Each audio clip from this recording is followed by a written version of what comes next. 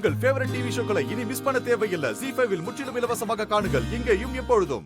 கல்யாணத்துக்கு நாள் குறிச்சிட்டீங்கன்னா நாங்க வேலையை ஆரம்பிச்சிருவோம்.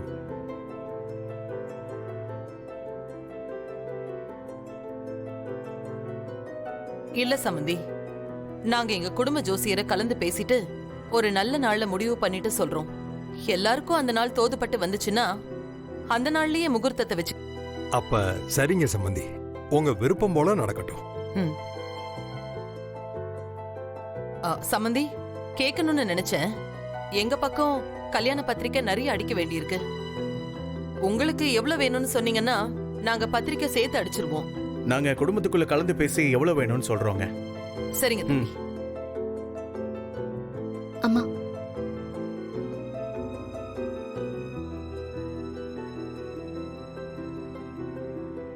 என்னம்மா அடுத்தது உன் மருமகளோட கல்யாணத்துக்கு அர்ச்சதை போட்டு ஆசீர்வாதம் தான் பண்ணணும் போல.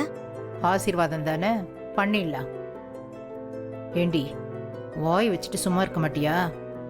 அங்க என் பையனை அடிச்சு மரத்துல தொங்க விட்டுட்டு வந்தவன உங்க அப்பா நடுவீட்டுல உட்கார வச்சு கொஞ்சிக்கிட்டு இருக்காரு. என் வயிறு பத்திக்கிட்டு எரியுது. அதிகரிஞ்சு என்னமா பண்ண முடியும்? இவங்க எல்லாம் சந்தோஷமா தான் இருக்காங்க. அம்மா, இப்ப நீ வேலையை காட்டு, ஒர்க் அவுட் ஆகும்னு நினைக்கிறேன். ரெண்டு பேரும் ஏதோ பெருசா யோசிக்கிறாங்களே. துரைய துவம்சம் பண்ணதுனால அத்தை வேற செம்ம கோவத்துல இருப்பாங்க. என்ன பண்றாங்கன்னு பாப்போம். சமந்தியம்மா, எனக்கு உங்ககிட்ட ஒரு விஷயம் கேட்கணும். நீங்க தப்பா நினைச்சுக்காதீங்க. என்னன்னு சொல்லுங்க. நீங்க பேசுறதெல்லாம் பார்த்தா இந்த கல்யாணத்தை ரொம்ப விமர்சையா பண்ணுவீங்க போல இருக்கே. கொஞ்சம் சிம்பிளா பண்ணக்கூடாதா? மரகதம், அவங்க ஏற்கனவே சொன்னது தானே, அதுக்குள்ள புதுசா ஏதோ குட்டையை குழப்பிக்கிட்டு இருக்க. நீங்க இருங்க சம்பந்தி. சம்பந்தியம்மா, இங்க பாருங்க, எனக்கு இருக்கிறது ஒரே பையன். என் பையன் கல்யாணத்தை பெருசா பண்ணணும்னு ஆசைப்படுறேன். அது மட்டும் இல்லாம எங்க குடும்பத்தோட முதல் வாரிசு என் பையன்தான். அவன் கல்யாணத்தை ஏதோ ஒண்ணும் இல்லாதவங்க மாதிரி ரொம்ப சிம்பிளா நடத்துறதுல எனக்கு இஷ்டம் இல்ல. யார் என்ன சொன்னாலும் என் பையனோட கல்யாணத்தை நான் கிராண்டா தான் பண்ண போறேன்.